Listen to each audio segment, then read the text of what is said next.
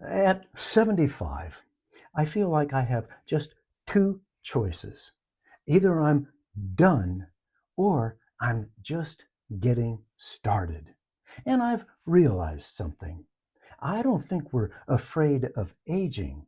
We're more afraid of all the beliefs that we hold about aging, like lost time, lost hope, and lost abilities.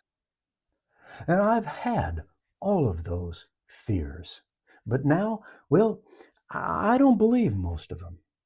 They weren't lies exactly. They were more like illusions that shaped how I lived, what I believed, and what I worried about. Looking back, some realizations came suddenly, others took their sweet time. But I'm sharing them now as the 5 great illusions that shaped my life. And if only I'd recognized these illusions as false when I was in my 30s and 40s, man, I could have saved a lot of heartache. And that's what I hope to do for you with this video. Oh, and stick around to the end, because after I share what I call my 5 great illusions, I'll share what I have in store for myself in my next 30 years. Here's the first illusion. It's called the more illusion. And it states that if you just had a little more time, money, or luck, that everything would just fall into place. If you were to just get that promotion or that bigger house, well, then you could really start living. But after a while, reality taught me that more was just a moving target. The more you get, the farther away that finish line moves. Eventually, I came to see that contentment was more about the little things that I was stepping over on my way to success. And that leads me now to the second great illusion, which is probably the most painful. And it's the illusion of potential. I spent decades being haunted by a ghost, the perfect me that I aspired to become. And every time I chose to sit on the floor with the kids or coach a soccer game, I felt like I was abandoning my potential. But the ghost was all about the image of the person I was supposed to uphold, convincing me that I was somehow going to become that ideal. And it kept me blinded to the fact that I was crumbling under the weight of unrealized potential. And to hide my unease, I fell into this need to perform for others, to look good, which is the third illusion, the audience illusion. Now, I don't know if you've ever felt this, but I often felt that I was on stage, under this spotlight constantly.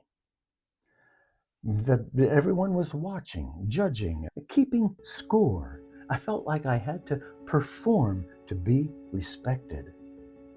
But of course, there was no audience.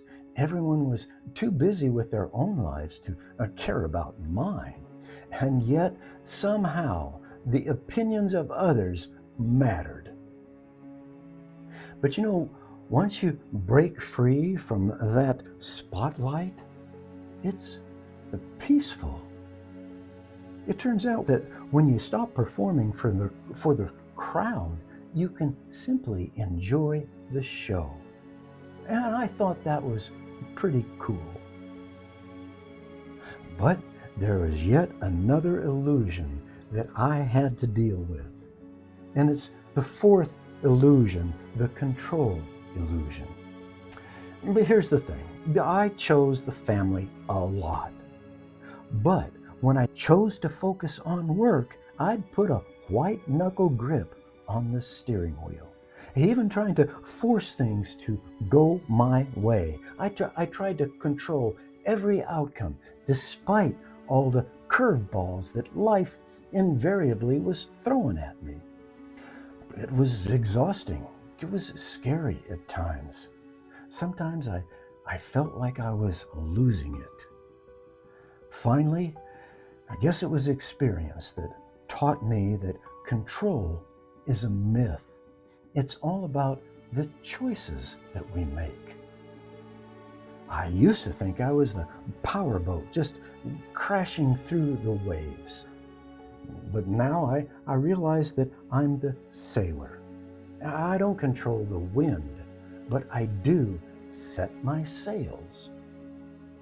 Then I'd start asking things like, well, the wind has changed, so what do I do about that? Choices. And these days, well, I have less control over the world than I've ever had, but I have more control than ever over my peace. But there was still one more hurdle, and that was dealing with the voice in my head that said, Mel, your time is running out. Was it too late for me? Is it too late for you? That's illusion number 5, the too late illusion. At every stage of life, a few scars and a few wrong turns can lead us to this unsettling feeling that you're running out of time. At 40, well, if I don't make it by the time I'm 50, I'm done for. At 60, well, it's all downhill now. Yeah, I believed all that. Failures had me believing that my time was up. But at 75, I can tell you I was wrong.